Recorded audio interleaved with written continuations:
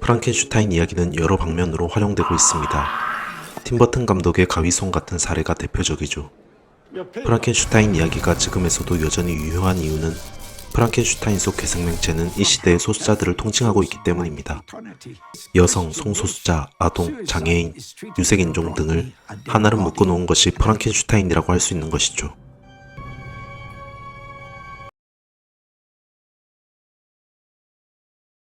Stop me walk. No. No now. No never. 이 영화는 벨라가 자신을 속박하려는 남성들을 연이어 벗어나는 이야기가 반복된다고 할 수 있습니다.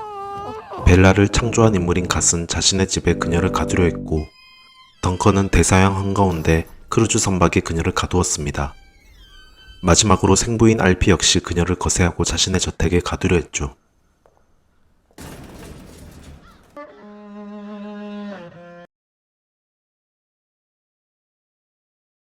Raising her to be your mistress. Can only induce homeostasis in my sexual thoughts. 벨라에겐 생모와 생부가 있었지만 모체와 그 아기의 뇌가 결합해 생물학적 부모를 따지는 것이 의미가 없을지도 모릅니다. 갓의 피조물이며 실험체라는 것을 영화는 줄곧 말하고 있죠. 그러나 갓은 생식 능력이 없습니다. 그러므로 벨라는 동정녀에게 태어난 예수와 위치가 비슷해 보이죠. 여성 예수와도 같은 그녀는 인간이 어떤 존재인지 속박에서 벗어나 세상을 탐험하며 배웁니다. 갓의 집에서는 그녀는 인간의 몸이 줄 수 있는 쾌락을 배우죠. 두 번째로 덩컨과의 여행에서는 귀족노인 마사와 그녀의 흑인 파트너를 통해 책을 통한 철학을 배움과 동시에 그 모든 것이 무의미한 가난과 고통을 배웁니다. 마지막 알피의 저택에서는 결국 그 모든 것이 귀결되는 바로 자신이 어떤 존재인지 생부인 알피를 통해서 배우게 되죠. 영화 제목인 가여운 것들은 벨라가 인간들에게 하는 말로 벨라가 바라보는 인간들에 대한 애정이면서 동시에 인간들과 자신의 서열을 명백히 나타내주는 말일 것입니다.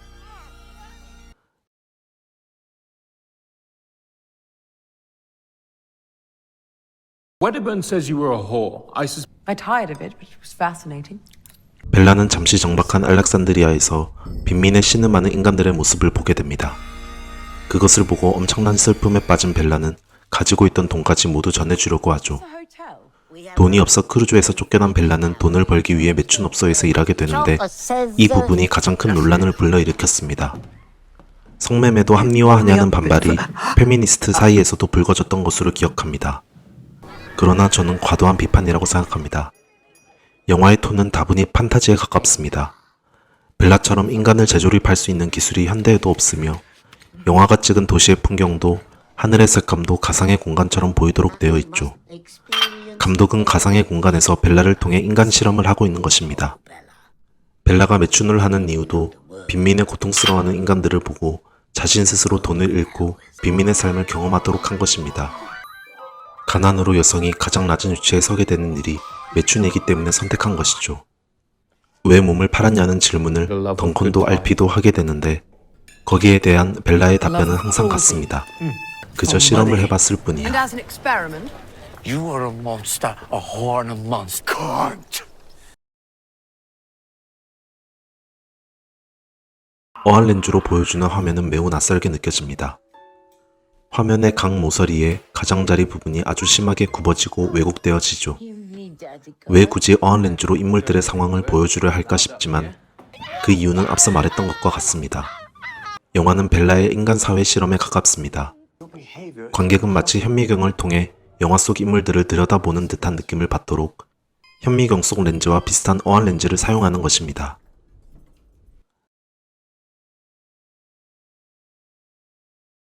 저는 그 차이점을 두 가지로 설명해 볼 수 있을 것 같습니다. 우선 인간 실험에 대한 방향성이 다릅니다. 갓은 스스로 조물주, 즉 신이 되고자 하는 열망으로 인간을 개조하여 새로운 창조물을 내놓습니다. 그러나 벨라는 직접 세상에 뛰어들어 인간의 고통과 쾌락을 직접 경험하며 실험하죠. Must be put aside. 두 번째로 자신의 몸에 대한 이해가 다릅니다. 갓은 자신의 몸을 온전히 가지지 못했습니다. 성불구가 된 것도 그렇고 위장조차 제대로 기능하지 못하죠. 하지만 벨라는 다릅니다. 자신의 몸을 온전히 자신의 것으로 받아들입니다. 심지어 벨라의 몸은 자신의 것이 아닌 모체임에도 불구하고 자신의 몸이 주는 쾌락을 정확하게 인지하고 받아들입니다. 끊임없이 자유행위와 섹스를 통해 자신의 몸을 탐구해 나가죠. 심지어 생부인 알피가 벨라를 거세시키려고 몸을 갈취하려 했을 때 그를 토끼의 뇌와 병합시켜 없애버리죠.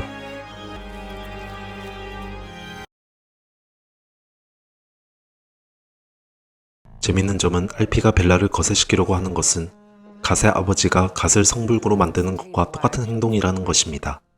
갓과 벨라가 다른 점은 여기서도 더욱 극명하게 나타납니다. 갓은 자신을 거세시킨 아버지에게 스스로 실험체가 되는 것을 순종적으로 받아들였다면 벨라는 알피에게 적극적으로 저항하며 지켜냅니다. 몸을 온전히 가지는 것과 지켜내는 것은 주체적인 인물의 표현이죠. 남성 조물주인 갓은 주체성을 획득하지 못했지만 의사가 되어 여성 조물주가 되는 벨라는 인간에 대한 애정을 놓지 않고 더불어 자신의 몸을 온전히 자신의 것으로 받아들이는 새로운 시대의 더 나은 버전의 조물주가 됩니다.